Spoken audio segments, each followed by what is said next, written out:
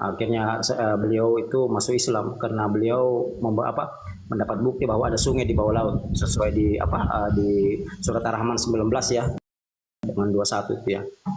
Jadi apa yang dibicarakan Al-Quran, dinarasikan Al-Quran atau diwahyukan itu dalam Al-Quran itu sebenarnya sudah ada, itu dia selaras sejalan tuh dengan kitab Tanakh. Asal kita mau belajar. Nah, masalahnya teman-teman Kristen ini tidak pelajari. Betul. Mereka menjauhkan diri dari sejarah itu sendiri ya. Mereka tidak mau tahu menau. Kenapa? Karena pikiran mereka sudah diracuni oleh amanat agung. Iya. Matius 28-20 ya. Jadi amanat agung ini dengan doktrin Tritunggal yang justru ada konsep manusia, ini yang meracuni pikiran mereka nih. Mereka tidak mau tahu. Ya, jadi mereka begini. Mereka itu tidak mau terima kalau ada nabi itu di luar dari bangsa Israel. Kan begitu.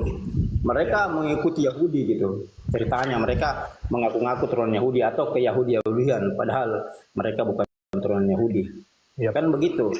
Padahal historis sejarah berkata bahwa ukuran seorang nabi itu bukan dari Yakub, bukan dari Israel. Itu ada pembelokan sejarah sebenarnya ini yang dilakukan oleh bangsa Yahudi. Kenapa? Karena memang mereka tidak ingin ada nabi itu selain dari bangsa Israel. Jadi ini mereka yang bentuk wacana ya, tapi mereka sendiri yang belokkan sejarah mereka sendiri. Kalau abang baca Kejadian 26 ayat 1 sampai di mana Ishak masuk ya ke negeri asing gitu, lalu diberikan perjanjian kepada Allah itu. Di sini sudah menerangkan sebenarnya bahwa akan ada nabi lain ya, nabi lain itu di luar dari bangsa Israel. Kan kalau di Al-Quran itu kan ada tercatat ya, di Islam itu kan ada tercatat, ada Nabi Shuaib dan Nabi Soleh, terus ada Nabi siapa? Nabi Hud ya sama Rasulullah sendiri. Nah kalau kita lihat sejarah Nabi, contoh ya satu aja, Nabi Shuaib ya, Nabi Shuaib ini kan tercatat dalam Bible ya. Nabi Shuaib ini Jitro. Nabi Shuaib ini adalah mertua Musa, ayah dari Sipora ya, ayah dari Sipora, istri Musa ya. Beliau ini orang Midian atau imam Midian yang boleh dikata leluhur bangsa Arab ya. Jadi nabi itu ukurannya bukan dari bukan dari Yakub Israel ya, tapi ukurannya dari Abraham tuh.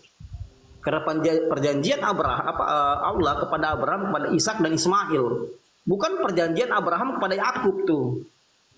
Ini yang mereka belokkan sejarahnya nih Yahudi nih. Tidak ada cerita di situ ya. Jadi perjanjian itu turun kepada Ismail dengan Ishak, bukan Abraham ke Yakub. Bukan Allah ke Yakub ya. Coba lihat, abang pernah dapat enggak di Kejadian ada perjanjian Allah ke Yakub? Enggak ada. Ada itu Allah ke Abraham, Ishak dan Ismail. Itu yang betul. Jadi ukuran seorang nabi dari situ. Makanya Al-Quran menarasikan bahwa ada 4 orang nabi ya. Islam meyakini bahwa ada 4 orang nabi dari bangsa Arab. Bahkan kalau abang baca lagi di Yesaya 45 ya, ayat 1, seorang Mesias, seorang Nurapi, seorang raja itu bukan hanya dari bangsa Israel. Kalau kita lihat Kores ya, Kores yang dinubuatkan di Yesaya ya, Yesaya 9 itu ya, terutama yang dikatakan hari ini telah lahir ya, tuh bukan akan lahir tapi telah lahir, itu kan maksudnya ke Kores ya. Kores ini raja Persia, dia bukan bangsa Israel tuh, dia raja Persia tuh. Kenapa Yesaya menubuatkan dia raja damai? Yesaya 9 ya itu ya, ayat 6 kali berkata. Jadi kenapa Yesaya menubuatkan Kores ini raja damai? Yang akhirnya dibelokkan sejarahnya karena doktrin bahwa itu adalah Yesus, itu Yesaya 9-nya, padahal bukannya. Itu untuk Kores ya. Kenapa disebutkan raja damai? Karena raja Persia ini kan orang bukan Persia, bukan Israel ya. Si Kores ini, raja Kores ini adalah yang mendamaikan tuh antara Babilonia dengan bangsa Israel. Jadi oleh raja Kores ini bangsa Israel boleh kembali ke Israel dari pembuangan Babilonia. Tuh. Makanya dia dikatakan raja damai, Bapa yang kekal, raja damai itu ada kan di Yesaya 9 itu ya. Dikatakan lambang pemerintahannya ada di atas bahunya tuh. Itu untuk Raja Kores. Saya berbuat untuk Raja Kores ya, bisa dilihat di Yesaya 45 ayat 1. Jadi Raja Kores ini salah satu raja Persia yang paling terkenal pada masanya. Jadi di sini kita bisa lihat bahwa ukuran seorang nabi itu bukan dari Israel, tapi Yahudi membelokkan sejarah ini. Kan begitu. Yang akhirnya turun-temurun menjadi dogma. Nah betul, tidak ada lagi nabi ya yang turun dari bangsa Israel. Terakhir itu Isa, tidak ada lagi nabi di bawahnya, rasul ya, tidak ada lagi. Kecuali dari bangsa lain. Nah ini yang mereka tidak pelajari, karena mereka tidak mengerti epistemologi ya. Saya terus terang ya, sekelas pendeta saja epistemologi itu kadang mereka bahas itu cuman kulit luarnya saja.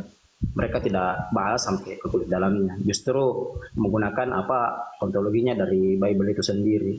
Itu yang mereka tidak.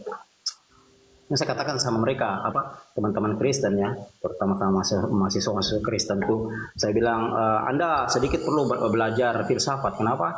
Karena filsafat itu adalah mother of science ya. Kalau kita lebih kenal lagi dengan mother of all knowledge, ibu dari pengetahuan atau ibu dari segala induk dari segala pengetahuan, di mana dia mempunyai tiga komponen, yaitu ontologi, epistemologi, dan aksiologi. Tolong dipelajari ini ya, dengan menggunakan aliran-aliran filsafat yang lain, seperti mungkin empiris, mungkin rasionalisme, mungkin atau realisme, atau mungkin idealisme atau dualisme, supaya Anda mengerti bahwa Bible Anda yang Anda pegang sekarang ini itu bukanlah Injil yang diberitakan Isa tuh.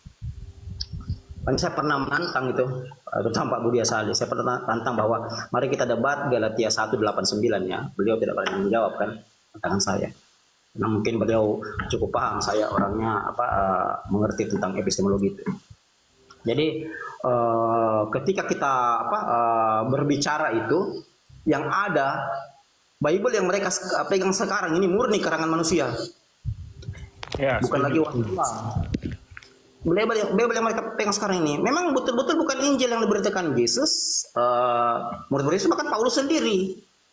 Yep. Nah, sudah beberapa contoh saya pernah narasikan ya, beberapa contoh bahwa Paulus, saya pernah katakan bahwa Paulus dalam Bible kanonik yang dikanonikan tahun 364 di Kolose Laodikia itu ya, dipertegas di 367 lagi, tahun 367 dipertegas lagi di Hippo, 393 dipertegas lagi di Kartago 397.